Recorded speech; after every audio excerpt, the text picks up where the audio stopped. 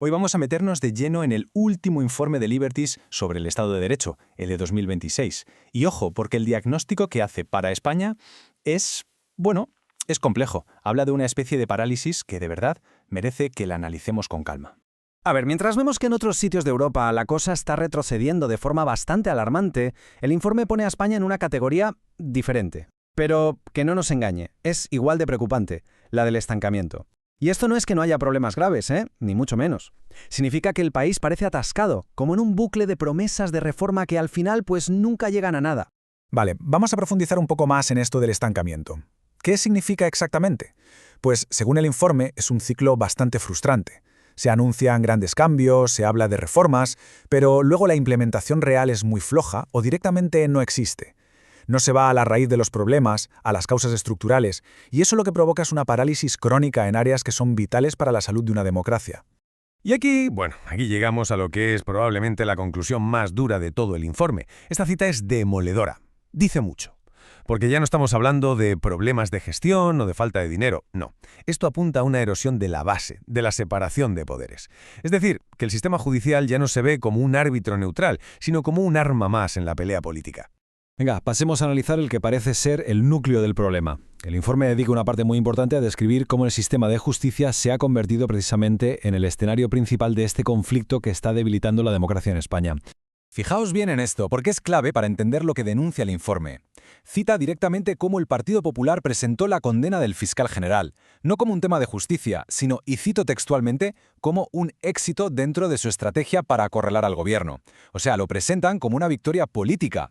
Es el ejemplo perfecto de esa instrumentalización de la que habla constantemente el documento. Y el punto crucial aquí es que el informe no trata la condena del fiscal general de 2025 como un hecho aislado, ni mucho menos. Lo ve como la culminación de un proceso de décadas de lo que los expertos llaman captura judicial, o sea, un proceso lento, gradual, donde la política de partidos ha ido metiendo cada vez más mano en las instituciones judiciales hasta comprometer su independencia. Pero el problema es mucho más grande. El informe va detallando otras grietas estructurales. Por ejemplo, el bloqueo que ya dura años para renovar el Consejo General del Poder Judicial, el famoso CGPJ, que es el órgano de gobierno de los jueces. También señala que los nombramientos de los altos cargos siguen estando muy politizados y, algo que es gravísimo, que no se cumplen de forma sistemática las sentencias que vienen de Europa. Y ojo con esta cifra, 1 millón. Porque no es solo un número en un papel. Detrás hay casi 1 millón de personas, de trabajadores del sector público, que están en una situación precaria por el abuso de los contratos temporales. Y esto es algo que los tribunales europeos han dicho una y otra vez que hay que arreglar, sin que llegue una solución de verdad. Este es el coste humano, el coste real, de que el sistema no funcione como debe. Venga, cambiamos de tercio, aunque está todo muy relacionado. Porque claro, cuando la justicia se debilita, es el caldo de cultivo perfecto para la corrupción y la falta de transparencia. El informe conecta directamente esta crisis en la justicia con una cultura de opacidad en cómo se gestiona lo público.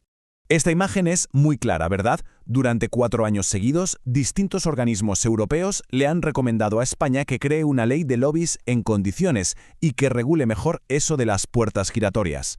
Pues bien, según el informe, durante 4 años estas recomendaciones se han ignorado. Sistemáticamente, el avance ha sido básicamente cero. El análisis, además, señala áreas muy concretas donde hay un riesgo elevado. Habla de fallos de control en los contratos públicos. Pone el foco en la privatización de la sanidad, donde, según dice, la falta de controles abre la puerta al clientelismo, y menciona sin tapujos la existencia de lazos poco transparentes entre partidos políticos y grandes empresas en la gestión de servicios públicos.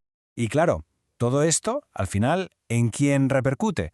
Pues en la gente, en la ciudadanía. El informe va mostrando cómo todos estos fallos institucionales acaban siendo una amenaza cada vez mayor para las libertades civiles, para los derechos de las personas en su día a día. Mirad qué contraste tan claro. Por un lado tenemos el derecho a la protesta, que es un pilar básico de cualquier democracia, y por otro, la realidad de la llamada Ley Mordaza. Después de 10 años en vigor, el informe dice que sigue siendo una herramienta para limitar el espacio cívico, para sancionar a manifestantes y a periodistas. Pero la lista de preocupaciones sigue. El informe denuncia cosas tan serias como la venta de datos personales de millones de autónomos por parte de organismos públicos, o una postura del gobierno que es hostil a tecnologías que protegen nuestra privacidad, como el cifrado, o incluso bloqueos de Internet contra la piratería que acaban afectando a servicios esenciales como hospitales. Es una lista larga. Bueno, y después de ver todo este panorama, la pregunta es obvia. ¿Y cómo se sale de este atasco? El informe intenta dar algunas pistas, pero su visión sobre la voluntad de que haya una reforma desde dentro, bueno, como veremos ahora, es bastante pesimista. Para que entendamos bien esto de la falta de rendición de cuentas, el informe pone un ejemplo terrible: las más de 230 muertes en la catástrofe de la Dana 2024, un suceso que, más allá de la tragedia natural, destapó, según el documento, fallos muy graves en la gestión política. Y aquí está el quid de la cuestión: ¿cómo se gestionó la responsabilidad política después de la tragedia? Lo que denuncia el informe es que la inmunidad parlamentaria se habría usado presuntamente para frenar las investigaciones sobre si los cargos públicos actuaron bien o no. Esto, claro, deja muchísimas dudas sobre si de verdad se rinden cuentas ante la gente. Claro, y al final, no hacer nada tiene consecuencias muy reales, y económicas además. Esta cifra, 626 millones de euros, es de los fondos europeos Next Generation, fondos que la Comisión Europea ha dicho: un momento, paramos esto. ¿Por qué? Pues precisamente por no cumplir las sentencias sobre los trabajadores temporales. Es una forma de presión muy directa, donde ya se toca el bolsillo. Y esto nos lleva a la conclusión final del informe, que se resume perfectamente en esta frase. La sensación de los autores es que los mecanismos internos de España para corregir sus propios problemas están fallando, y que los cambios solo llegan cuando la presión de fuera, ya sea con dinero o con sentencias, se vuelve imposible de ignorar. Así que terminamos con la gran pregunta que el propio informe nos deja flotando en el ambiente. La salud de la democracia en España, según este análisis, parece que depende de si el país es capaz de hacer estas reformas profundas por sí mismo, por iniciativa propia, y no solo como una reacción a ultimátums que vienen de fuera. Una cuestión que, desde luego, es fundamental para su futuro.